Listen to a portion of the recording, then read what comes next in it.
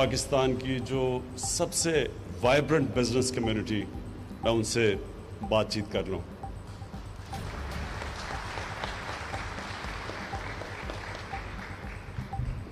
پہلے تو یہ ایئرپورٹ بنایا، یہ بھی پاکستان میں کسی شہر نے خود ہی پیسے جمع کر کے اتنا شاندار ایئرپورٹ، اور اتنے کم پیسے پہ کوئی ایسا ایئرپورٹ نہیں بنا۔ تو پہلے تو میں یہ بڑی دیر سے بنا ہوا ہے، لیکن آج اس کی بھی مبارک دیتا ہوں۔ اور اس کے بعد ایئر سیال کی کہ یہ بڑا زبردست انیشیٹو ہے آپ کا، یہ جو اپنی ایئر لائن بنانا ہے۔ یہ ایک بزنس کمیونٹی جو سمجھتی ہے کہ کیسے بہتر چلا سکتی ہے، ایئرپورٹ کیسے بہتر چلا سکتا ہے، ایئر لائن بہتر کیسے چلا سکتی ہے، یہ آپ کا جو انیشیٹو ہے۔ یہ جب میرے پاس جب آپ نے مجھے بتایا بھی اس کا، تو میرے میں کوئی شک نہیں تھا کہ اس سے پاکستان کا ہر طرح فائدہ ہے۔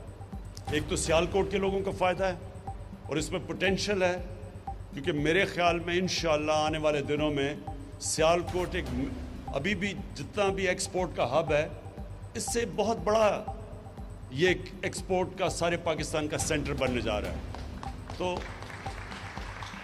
اس کے لیے آپ کو ایئر لائن کی ضرورت ہے، اور پڑھنی تھی آگے۔ تو یہ ایک ابھی تو آپ کی شروع ہے، لیکن میرے میں کوئی شک نہیں کہ جس طرح آپ نے یہ اپنا ایئرپورٹ چلایا، اسی طرح آپ ایئر لائن چلائیں گے، کمپٹیشن پیدا کریں گے۔ ہماری پی آئی اے کے لیے بھی ایک کمپٹیشن ہوگی کہ وہ جب دیکھیں گے کہ ایک ایفیشینٹ ایئر لائن چل رہی ہے، کم خرچے پہ چل رہی ہے، اچھی سروس دے رہی ہے، تو پی آئی اے کے اوپر بھی پریشر پڑے گا، اور جو بھی ایئر لائن پاکستان میں آئے گی ان سب پہ پریشر پڑے گا۔ ایفیشینٹ ہوں گے، پاکستان کا فائدہ ہوگا۔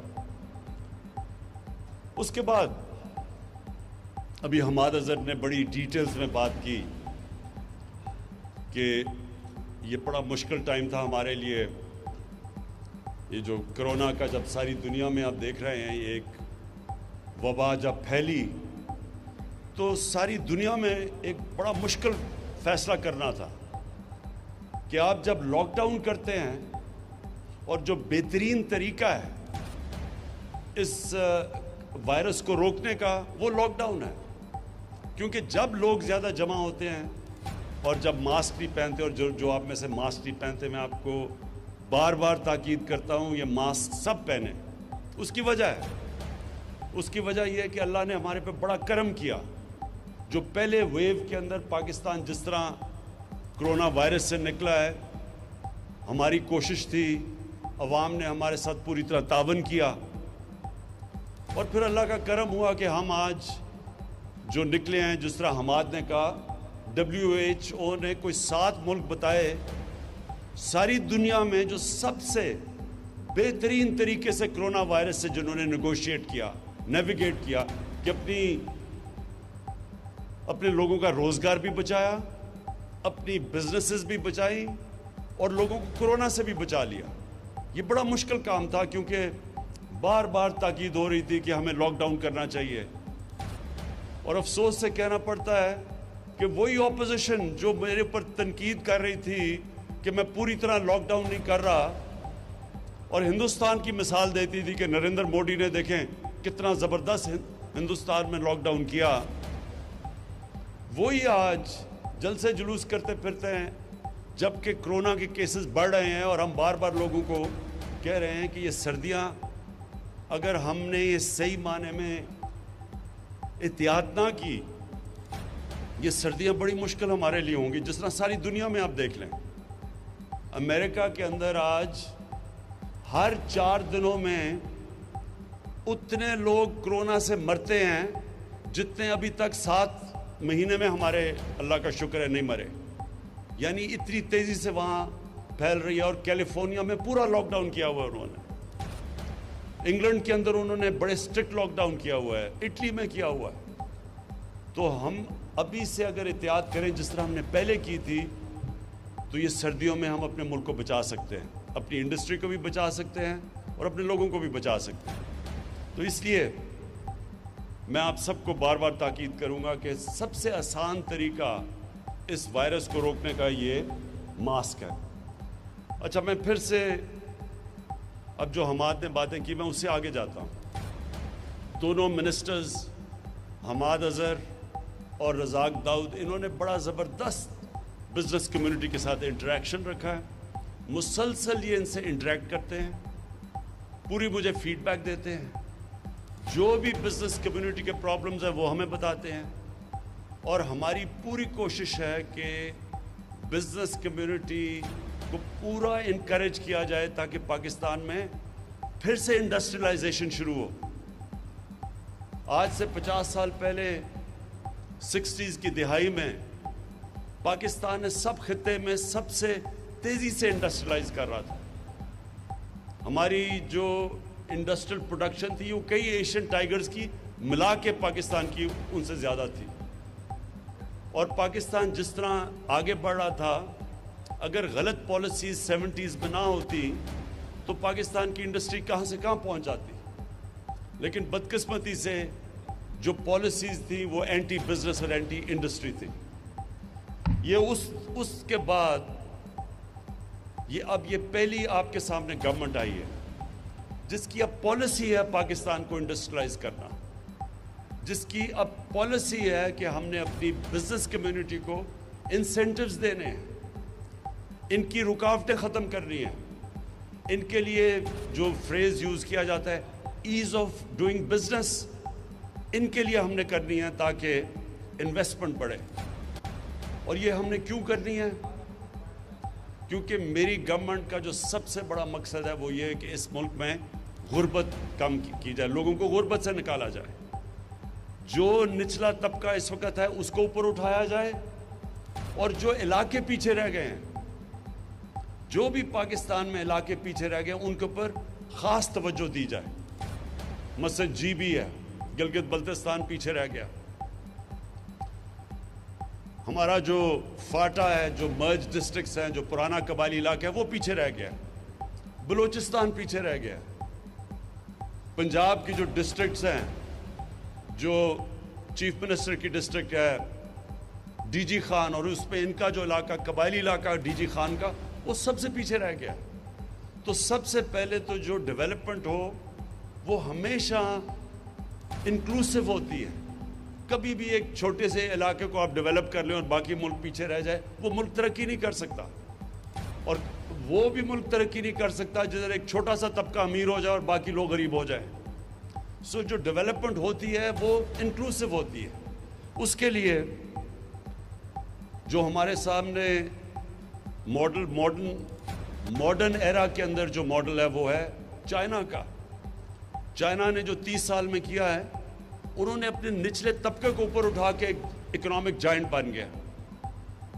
70 کروڑ لوگوں کو 30 سال میں 35 سال میں انہوں نے غربت سے نکالا ہے. تو کانسنٹریٹ کیا. اب جو علاقے پیچھے رہ گئے ان کو وہ مدد کر رہے ہیں.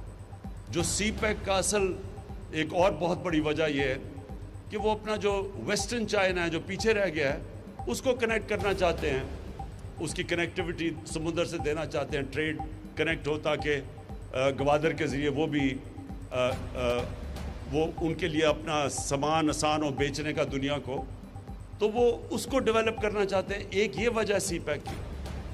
تو ہم نے بھی اب پوری کوشش کرنی ہے کہ اپنے وہ جو علاقے پیچھے رہ گئے ہیں جدھر احساس محرومی بڑھتی جا رہی ہے ان کو اوپر اٹھائیں, اور اپنے جو غریب لوگ ہیں, جو کمزور لوگ ہیں, ان کے لیے پوری اب جو پالیسیز بنائیں, جس میں احساس پروگرام پاکستان کی تاریخ کا سب سے بڑا پروگرام ہے. ان حالات کے اندر بھی جب ہم پیسہ خرچ کر رہے ہیں کہ نچلے طبقے کی مدد کریں اوپر آنے کے لیے, لیکن اس سب کے لیے ویلتھ کریشن کی ضرورت ہے. جب تک ہماری ملک کی دولت نہیں بڑھے گی ہم غربت لوگوں کو نہیں نکال سکتے. جو چائنا نے بھی یہ کیا, انہوں نے ساتھ ساتھ انڈسٹریلائز کیا, اسپیشل اکنامک زونز ڈیولپ کیے, ایکسپورٹ زونز. باہر سے انہوں نے ساری دنیا سے انویسٹمنٹ اٹریکٹ کی ان زونز کے اندر. ادھر انہوں نے پھر پہلے باہر کی کمپنیز یہاں کے انویسٹ کیا, پھر چائنیز کمپنی اوپر آنی شروع ہو گئی. تو ان کو نے انڈسٹریلائزیشن کر کے اور سب سے زیادہ ایمفسس ایکسپورٹس پہ دے کے آج چائنا میرے نہیں خیال میں جس طرح وہ ترقی کر رہا ہے اس کو دنیا میں کوئی ملک روک سکتا ہے. تو پاکستان کے لیے یہی ماڈل ہم اپنانا چاہتے ہیں. ہماری کوشش ہے کہ اب جس طرح سیالکوٹ کی انڈسٹری کی ہم پوری مدد کریں, ہر قسم کی آپ کو فیسلٹی دیں. جتنی آپ انڈسٹریلائز کریں گے سیالکوٹ کا تو فائدہ ہوگا, سارے پاکستان کا فائدہ کریں گے. جتنی آپ کی ایکسپورٹس بڑھے گی, پاکستان کا جو سب سے بڑا پرابلم ہے ہمارے فورن ایکسچینج ریزروز نہیں ہیں. یہ جو ہم جب آئے شروع میں تو ہمارے پاس تو پیسہ ہی نہیں تھا. ہم پوری طرح جو ہماری لائبلٹیز تھی باہر کی, ہمارے پاس پیسہ نہیں تھا وہ ان کو پیمنٹس کرنے کا. کئی چیزوں پہ ہم ڈیفالٹ کر رہے تھے. اور یہ ہمارے پاس مسلسل پاکستان کا پرابلم آتا ہے ہماری 70 سالہ تاریخ میں, کہ جیسے ہی ہماری گروتھ بڑھنی شروع ہوتی ہے ہمارا کرنٹ اکاؤنٹ ڈیفیسٹ بڑھنا شروع ہو جاتا ہے. ہم دنیا کو ایکسپورٹ کرتے بہت کم ہے اور امپورٹ زیادہ کرتے ہیں. تو وہ جیسے جیسے کرنٹ اکاؤنٹ ڈیفیسٹ بڑھتا ہے روپے پہ پریشر پڑنا شروع ہو جاتا ہے. اور روپے پہ پریشر پڑتا ہے, جب روپیہ گرتا ہے تو سب سے بڑا اس کا پرابلم ہوتا ہے مہنگائی آ جاتی ہے پاکستان میں, ساری چیزیں مہنگی ہو جاتی ہیں. تو ہمارا جو امپورٹنٹ چیز ہے سارے ملک کو ریئلائز کرنا ہے کہ ہم نے اپنی ایکسپورٹس بڑھانی ہے. اور ایکسپورٹس کے لیے یہ ملک کی ضرورت ہے کہ ہم سیالکوٹ کی مدد کریں. اور سیالکوٹ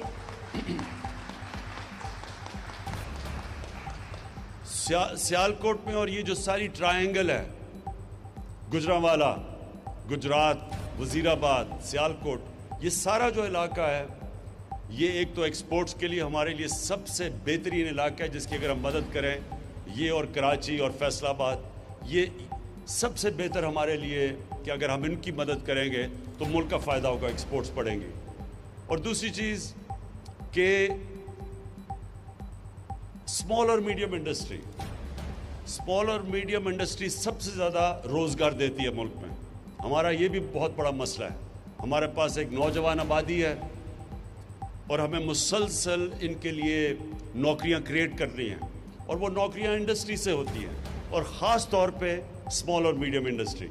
اس کے لیے میں آپ کو صرف یہ آج بتا دوں کہ حماد اظہر اس کو ہیڈ کر رہے ہیں, اور اب میں پرائم منسٹر آفس کے نیچے ہماری اب پوری کوشش ہے کہ جو مشکلات, رکاوٹیں اسمال اور میڈیم انڈسٹری کو ہیں وہ اب پرائم منسٹر کا آفس اور اس کے نیچے یہ حماد پوری ٹاسک فورس, پوری کوشش یہ ہے کہ اب ہم رکاوٹیں ان کی دور کریں, آسانیاں پیدا کریں اپنے اسمال اور میڈیم انڈسٹری کے لیے.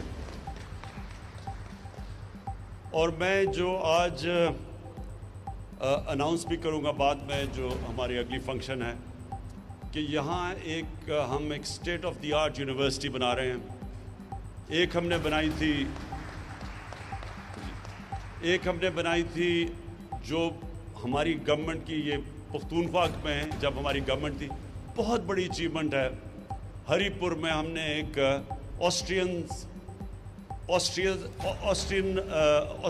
آسٹریا انجینئرنگ میں بہت آگے ہے دنیا سے, جرمنز اور آسٹرینز بہت آگے ہیں. تو آسٹرینز کے ساتھ مل کے ان کی ایک اسپیشل, ان کی بڑی ایلیٹ انجینئرنگ یونیورسٹی ہے فوہوک-شولے, وہ ہم نے سیٹ اپ کی ہے ہری پور میں, جو کہ اب شروع ہو گئی ہے.